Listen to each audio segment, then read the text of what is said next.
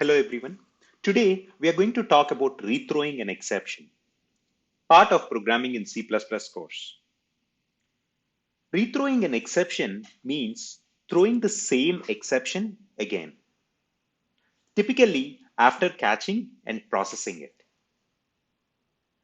Rethrowing an exception can be useful when an error occurs in a low-level function and you want to pass the error up to a higher level function for further processing. Here is an example of rethrowing an exception. In this example, the divide function throws a std runtime error exception if the divisor y is 0. The process function catches the exception and prints an error message to the screen.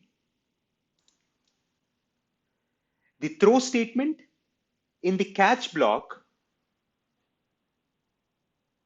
rethrows the same exception so that it can be caught and processed in the main function.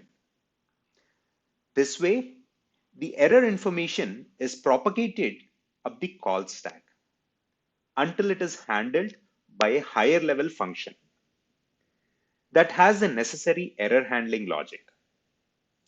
Hope this was helpful. Thank you for watching.